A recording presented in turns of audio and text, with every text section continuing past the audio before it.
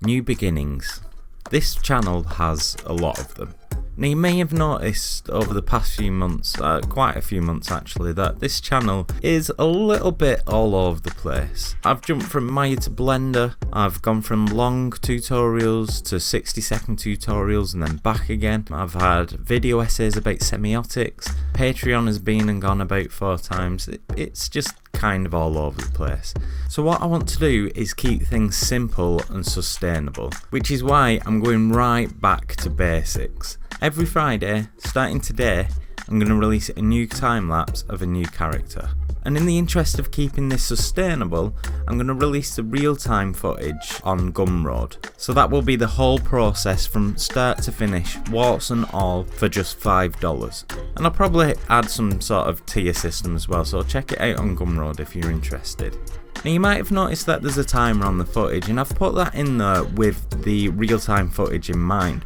So what that's there to achieve is if you buy the real-time footage, then what you'll get along with it is another time-lapse, a raw unedited time-lapse. Because the time-lapse you're watching now is edited, you'll notice that the timer jumps a little bit.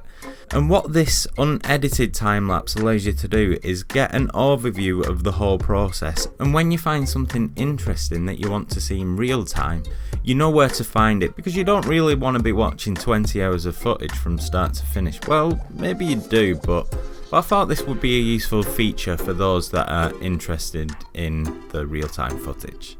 Now I will mention that there was about 2 hours of this footage that got corrupted, which is not ideal, especially since it's episode 1. However, I will say that I didn't actually do that much in this 2 hours. In fact, if you've seen my how to paint a head in ZBrush and Photoshop video, I basically did what I do in that tutorial, so go and check that out if you're interested.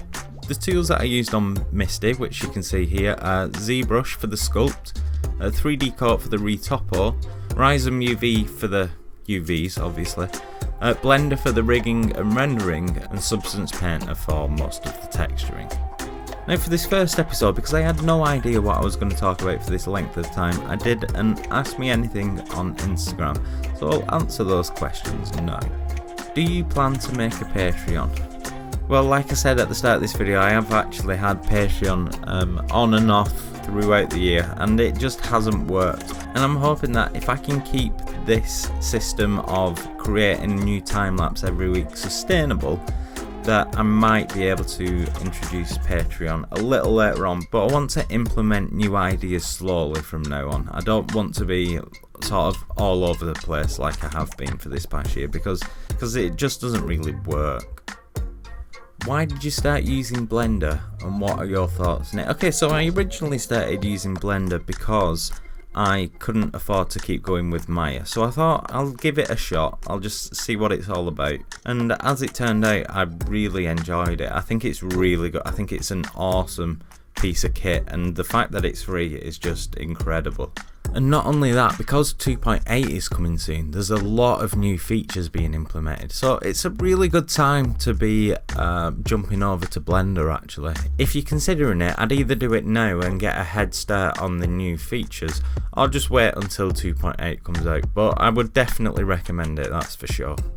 What are some good exercises to improve your sculpting?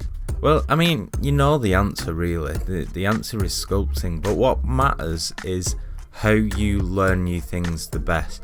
So let me give you an example. I've decided that I want to get a new piece out every week, and what you'll find is that a lot of artists that are much better than I am, I might add, will condemn this approach, saying that it's not useful.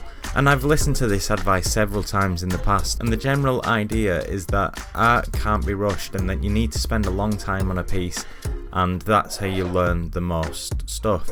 However, I find that for me personally, this doesn't really work, because as I've said, like, my channel's all over the place, and that kind of is reflected in how I approach art, kind of all over the place. I can't settle on just the one piece for an extended period of time. I've got like art ADHD or something, I don't know. But I find that I learn better if I do lots of smaller sculpts. So what I would suggest doing is finding out how you learn the best personally. So this might be trying to do some speed sculpts, trying to do some really long sculpts from start to finish, incorporating everything. But really, the main thing you need to be doing is sculpting. How did you get into sculpting? Well, actually I wanted to be a 2D artist for quite a long time. My drawing skills still aren't very good, to be honest. But when I was at uni I did a sandwich year, and what this is supposed to be is you go off for a year for work experience and work in a studio. But instead of doing this, me and a few friends from the course, we decided to set up our own studio. I mean, in hindsight, we really weren't good enough to do that, but it was a fun experience anyway. But we all agreed it was going to be a 3D studio. I was quite interested in character animating anyway, so I was quite excited to do that. However, in order to animate characters, you first need characters, so I started learning how to model characters.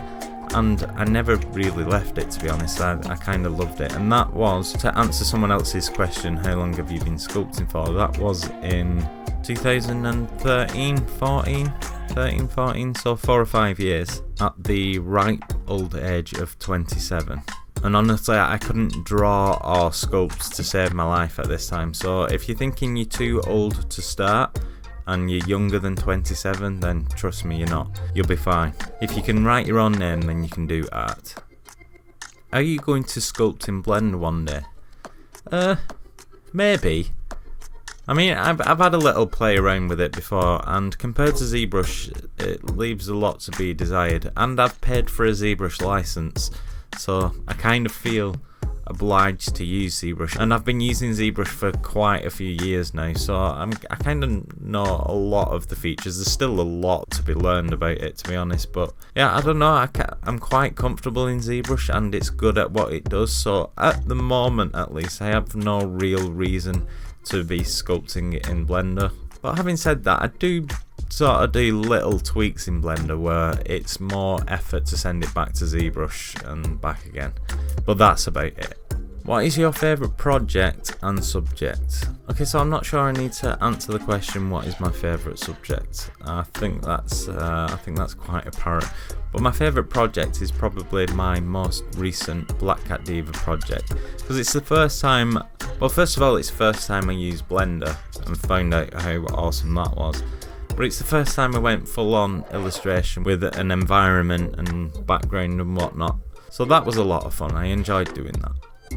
What are your personal learning resources? Okay, so you can scratch out the were. You'll always need learning resources, they never go away.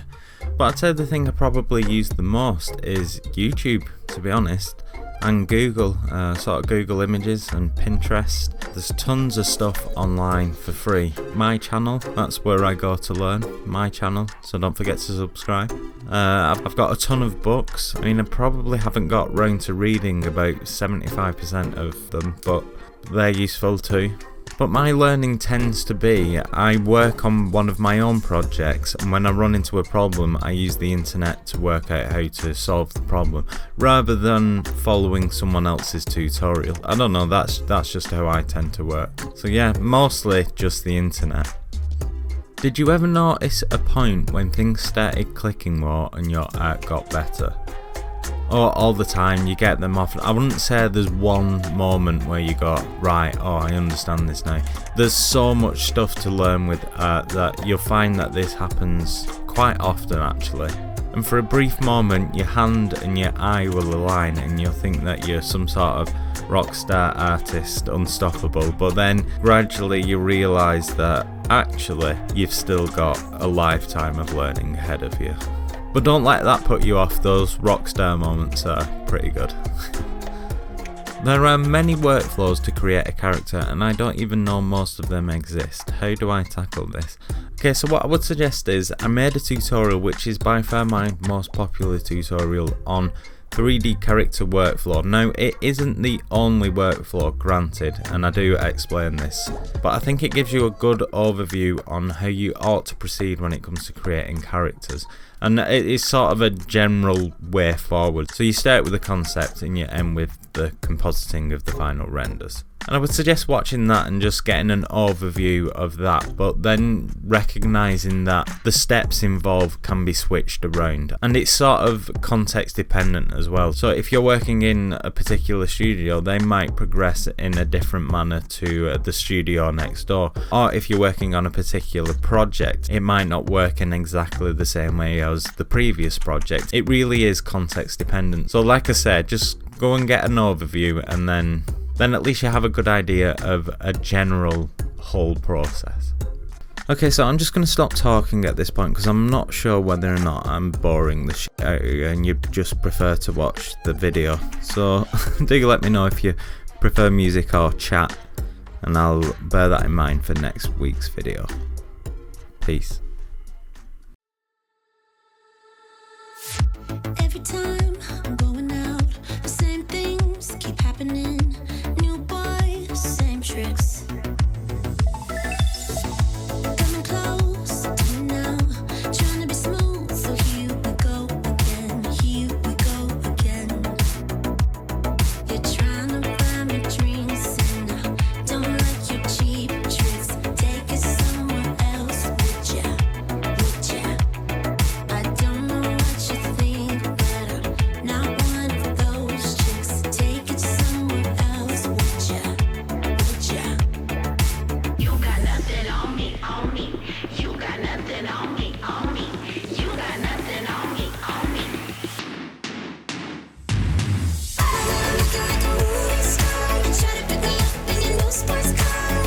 I think it's called a Jaguar. I don't give a damn, I got money on my mind. I can see you want me bad, but your pretty moves kinda make me sad. Oh boy, you must be mad. You got nothing on me 'cause I look too hot.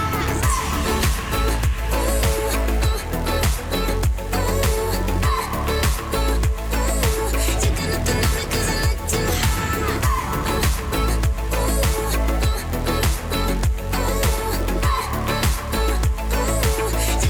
on me 'cause I look too hot. You're trying to impress me, but I don't care about your Rolex or your credit card. Rolex or your credit card. But still you won't quit, trying to be cool. So here we go again, here we go again, again, again. You got nothing on me, on me. You got nothing on me, on me. You got nothing on me, on me. Looking like a movie star, you try to pick me up in your new sports car.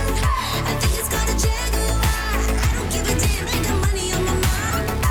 I can see you want me bad, but your pretty moves kinda make me sad. Oh boy, you must be mad. You got nothing on me 'cause I look too hot.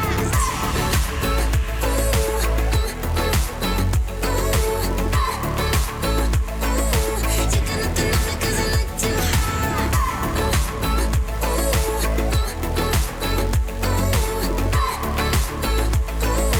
You got nothing on me 'cause I look too hot. Trying to buy me drinks, and I don't like your cheap tricks. Take it somewhere else, would ya? Would ya? I don't know what you think, but I'm not one of those chicks. Take it somewhere else, would ya? Would ya?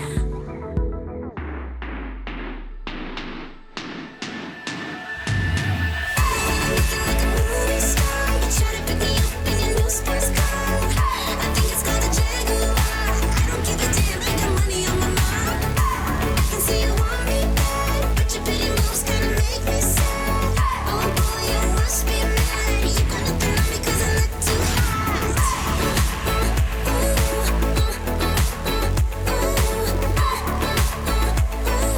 You got nothing on me 'cause I look too hot.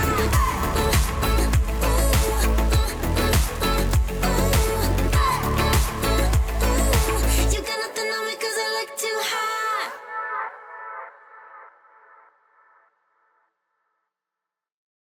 When I think about the way we used to be, when I think about the things you took from me, I know that I am so much better, better. When I look at what I've done, now that we're apart, when I look at what I've won, I've come so far. I know I'm so much better off, and baby, you don't belong.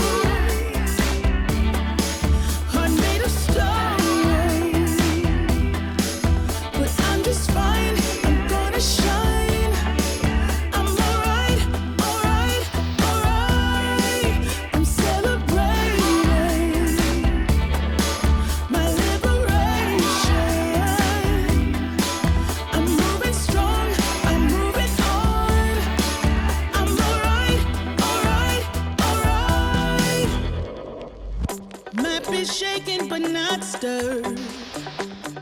Just a lesson that I've learned. And so it goes. Tables turn, and you're on your own.